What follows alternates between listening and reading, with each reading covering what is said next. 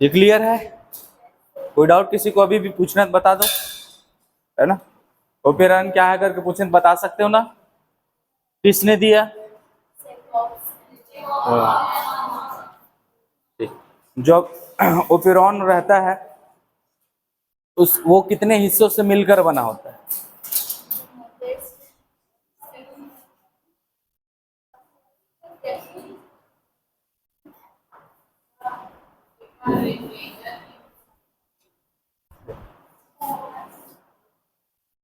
देख, ये regulator gene है, ये इतना हिस्सा एक अलग है।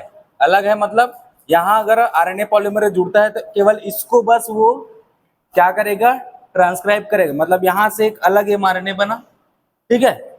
उसके बाद यहाँ पर एक जुड़ा आरएनए पॉलीमरेज, यहाँ से एक अलग एमआरएनए बनेगा। मतलब इस हिस्से से दो एमआरएनए बनेंगे और प्रोटीन कितने बनेंगे, यहाँ से एक प्रोटीन, यहाँ से एक प्रोटीन, यहाँ से एक प्रोटीन, यहाँ से एक प्रोटीन। लेकिन एमआरएनए कितने बन रहे हैं? दो, है ना। समझ रहे हो ना?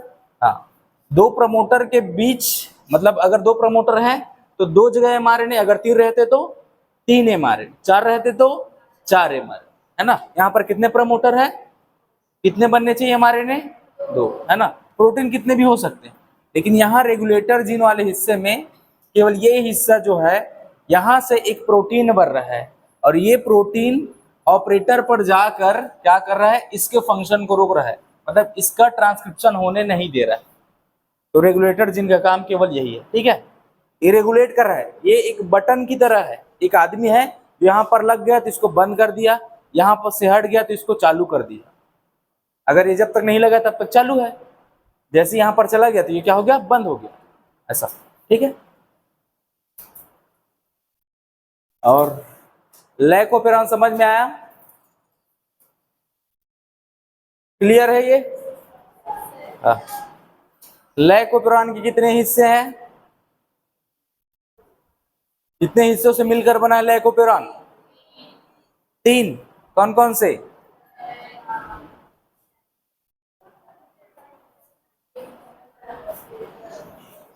नहीं समझ में आया? लैकोपेरॉन है वो कितने हिस्सों से मिलकर बना है, पूछ रहे हैं कितने हिस्सों से मिलकर बना है?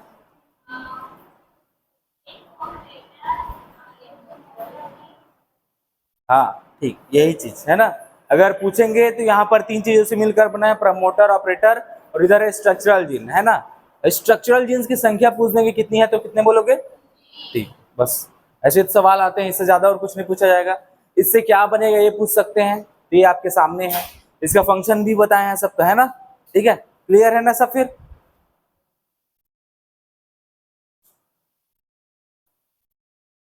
ये यहाँ पर आप लोग को समझा दिए थे, है ना। समझ में आ गया ये?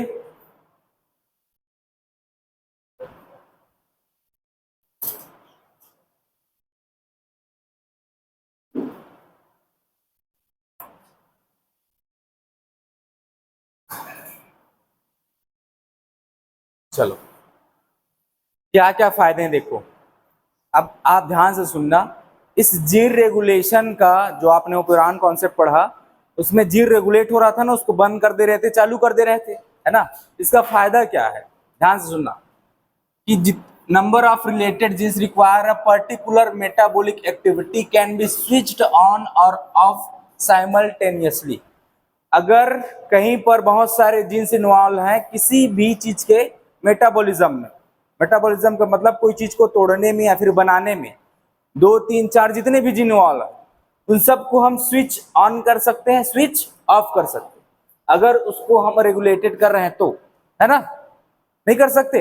यहां से कोई प्रोटीन बना, ऑपरेटर पर जाके जुड़ गया तो क्या हो गया, वो बंद। अगर प्रोटीन नहीं बन रहा है, प्रोटीन बन रहा है लेकिन उसको रोकने वाला कोई आ गया तो चालू। प्रोटीन हमेशा बनता है ना, मालूम है, रेगुलेटर जीन से हमेशा बनते रहता है, ठीक है। तो पहला फायदा ये है कि हम किसी एक पर्टिकुलर मेटाबॉलिक एक्टिविटी को ऑन कर सकते हैं और ऑफ कर सकते हैं। आपके शरीर में ग्लूकोज का लेवल मान लो ज्यादा है, ठीक है, तो इंसुलिन का प्रोडक्शन उससे क्या हो जाएगा, फिर ज्यादा होने लगा, उसको जल्दी से तोड़ेगा ऐसे करके, ठीक है।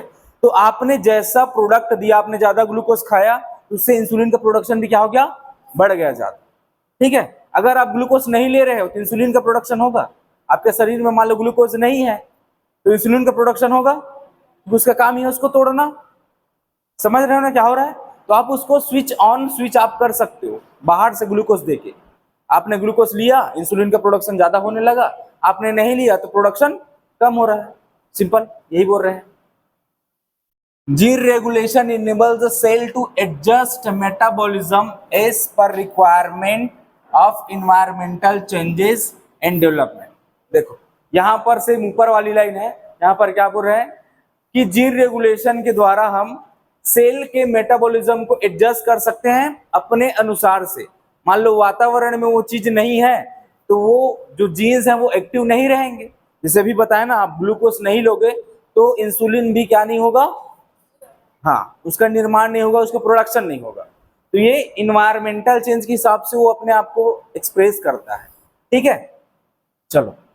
It is economical as it synthesize enzyme only when required. अब देखो जब जरूरत पड़ रही है तब हम उससे एंजाइम बना ले रहे हैं।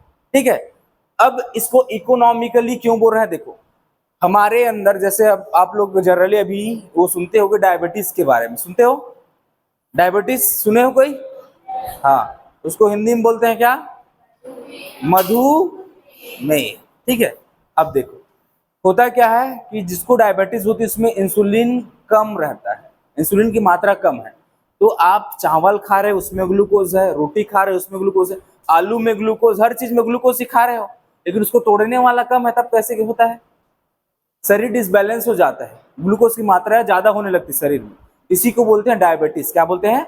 डायबिटीज। ठीक है, तो यहां पर क्या किया जाता है, अगर ग्लूकोज इंसुलिन वाला जीन अगर हम किसको दे दे, किसी बैक्टीरिया में डाल दे, उसको काट के इंसुलिन वाला जीन हम बैक्टीरिया में डाल दे, तो अब इंसुलिन वाला जीन जो है वो इंसुलिन हार्मोन क्या करता है, प्रोडक्शन कर रहा है। लेकिन हमने इंसुलिन वाला जीन किस में डाला है? बैक्टीरिया में। हमारे अंदर इंसुलिन हार्मोन बनता है तो कॉमन है, बैक्टीरिया में क्यों बन रहा है? क्योंकि आपने उसमें क्या डाल दिया? इंसुलिन का जीन।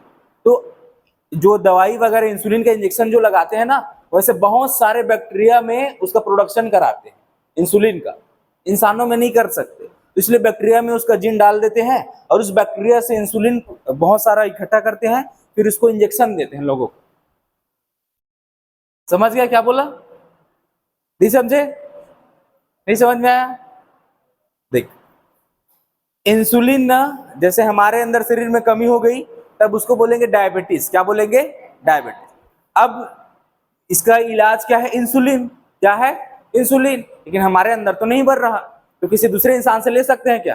भाई अपना इंसुलिन दे दे मेरे को, इसे एक पसर दे दे इसे, ऐसा नहीं ले सकते आप। तो क्या किया जाता है कि इंसान के सेल से उस हिस्से को जिससे क्या बनता है? इंसुलिन। ठीक है, तो उस जीन को काट के डाल दिया जाता है बैक्टीरिया में। किसमें डालेंगे?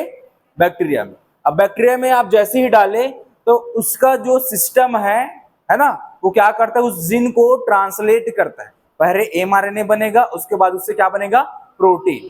तो आपने इंसुलिन का जीन डाला है तो उनसे कौन सा प्रोटीन बनेगा? Insulin protein. तो उस इंसुलिन प्रोटीन को वहां से निकाल लेंगे बैक्टीरिया से, इंजेक्शन में भर लेंगे। अब जिसको डायबिटीज है उसको फिर लगता है इंजेक्शन इंसुलिन का, मालूम है ना? तो ऐसे प्रोडक्शन होता है इंसुलिन का। तो आप क्या कर रहे हो? अपने जरूरत के हिसाब से इकोनॉमिकली उसको बेच रहे हो ना, फिर नहीं बेच रहे हो? बैक्टीरिया में करा दिए, उसके बाद उससे इंसुलिन निकाल लिए, फिर उसको बेच रहे हो महंगे महंगे रेट में, है ना? तो इकोनॉमिकली उसका सिंथेसिस किया जाता है एंजाइम्स वगैरह का। ठीक है, चलो। Gene regulation helps in growth and differentiation, है ना? वृद्धि और विकास में ये मदद करता है भाई। कौन? Gene regulation. बिल्कुल करेगा। जब जरूरत पड़ रही है तब वो अपने आप को एक्सप्रेस कर पा रहा है, जब जरूरत नहीं पड़ रही है तो चुपचाप शांत बैठा है। तो ये क्या है? अपने आप को ग्रोथ में और उसके डिफरेंशिएशन में हेल्प करता है। It is helpful in smooth completion of chain reaction, है ना? अगर कोई प्रक्रिया मान लो ऐसे चैन में चलती है, एक के बाद एक ऐसे करके, ठीक है, तो वहां पर इसको स्मूथली कराया जा सकता है जीन रेगुलेशन के द्वारा। ठीक है, मान लो गेट है, गेट पर लॉक लगा हुआ है, आप लोग वहां से आ रहे हो, ठीक है, आ रहे हो, लेकिन गेट बंद है तो अंदर आ पाओगे? नहीं आ पाओगे, है ना? लेकिन वहां पर कौन सी गेट को खोलने के लिए कोई ना कोई गार्ड चाहिए, चपरासी चाहिए, है ना? तो तो ये क्या है, ये प्रोसेस है। गार्ड क्या कर रहा है, उसको खोल रहा है, तभी आप अंदर आ पा रहे हो। वैसे ही जीर रेगुलेशन में क्या होता है, ये स्मूथली तब चलता है जब चेन रिएक्शन हो। यहाँ पर गार्ड का भी साथ हो और आप लोग का भी साथ होना चाहिए। आप आओगे तभी गार्ड वो खोलेगा। कैसे खोलेगा, पहले से खोल के रखेगा नहीं। इसको बोलते हैं चेन रिएक्शन। ठीक है, चलो ये बोर्ड के उद्देश्य से है, इसको लिख लो, है ना, बोर्ड में पूछा जा सकता है इसको। फर्स्ट वाला, कोई भी मेटाबॉलिक एक्टिविटी को आप स्विच ऑफ स्विच ऑन कर सकते हैं, मतलब जब जरूरत पड़ी तब उससे आपने वो बना लिया, जब जरूरत नहीं है तो उसको आपने बंद कर दिया, उसका मतलब वही है। ठीक है।